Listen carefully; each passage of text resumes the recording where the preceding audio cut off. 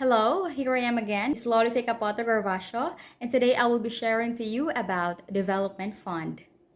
So, how are instructional materials being funded? So, what is the purpose?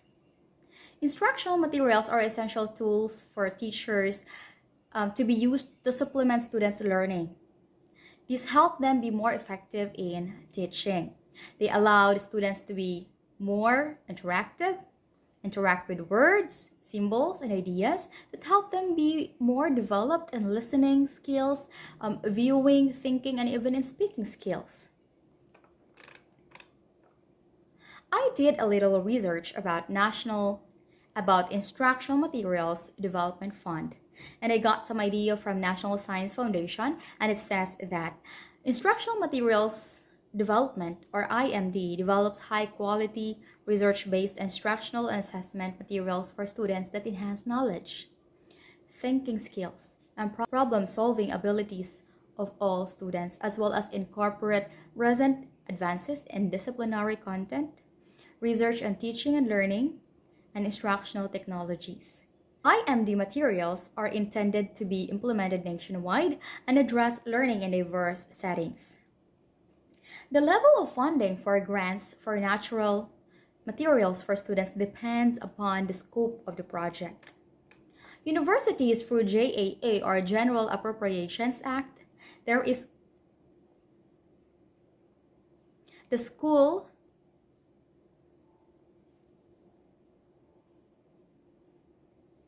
Universities through JAA, or General Appropriation Act, could provide funds with which to develop or purchase adopted textbooks and or instructional materials.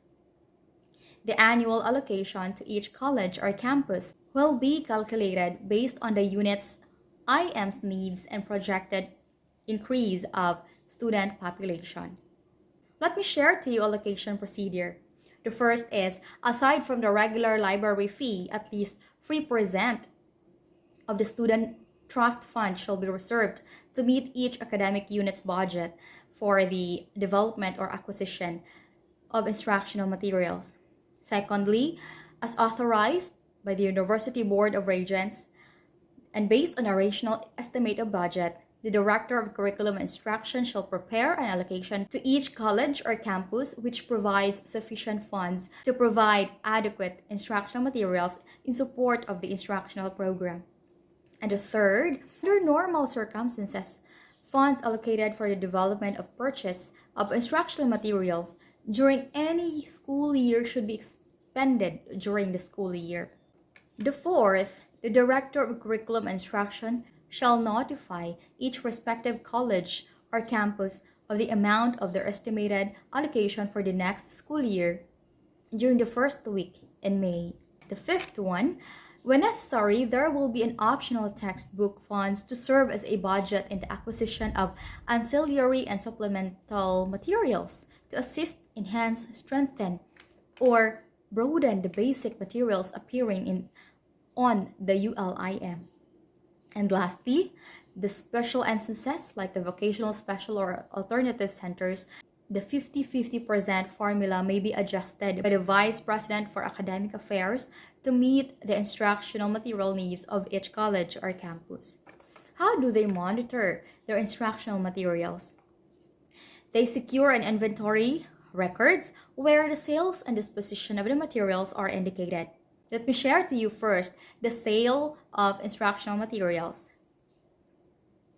We have 4 of this, and the first one is disposition of surplus or unusable instructional materials by the university.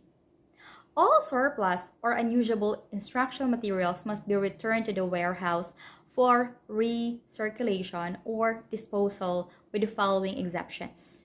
First, worn out or obsolete books may be given to teachers to use in developing supplementary teaching materials or given to students in the school under the following conditions.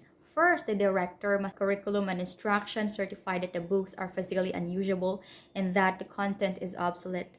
Second, such books are clearly marked showing that the ownership labels are no longer valid. And then the third one, books to be given to teachers or students shall under these stated conditions are to be reported to the IMDC for approval. The second for the disposition of surplus and unusable is that for all instructional materials to be returned to the textbook warehouse, use the return of textbooks form. If the material is on inventory, the list must include quantity, textbook key number, edition date, title, course, year level, and inventory adjustment.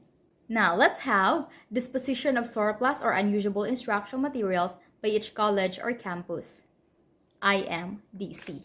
The first is, after the needs of the college or campus are satisfied, a listing of these usable surplus material will be made available for selection and use by clienteles even outside the university. Second, the DCI may offer the remaining materials to government or charitable organizations where are in compliance with applicable statute and governmental regulations. The third, remaining unsuitable or surplus materials will be advertised as being available for purchase in bulk or in specified lots as waste paper. The fourth, at the discretion of the IMDO with approval of the DCI, remaining materials will be offered free to the public. And the fifth, after all prescribed disposal procedures have been attempted, textbooks and other such instructional materials may be disposed of by shredding, landfill, or any other appropriate means available.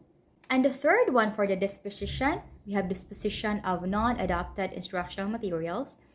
Non-adopted instructional materials, including library books and audiovisual materials, shall be used until no longer usable, either because of physical condition or obsolete content.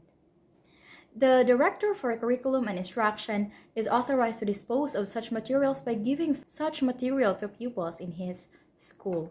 And last thing for the disposition, we have disposition of new unstamped books. New unstamped books which exceed school need may be returned to the textbook warehouse for credit by listing on return of textbook form and marked new, along with a copy of the voucher on which the school received the books. And that's all about Development Fund of Instructional Materials. Thank you so much for listening, and once again, this is Lolifeka Pote Gervasio.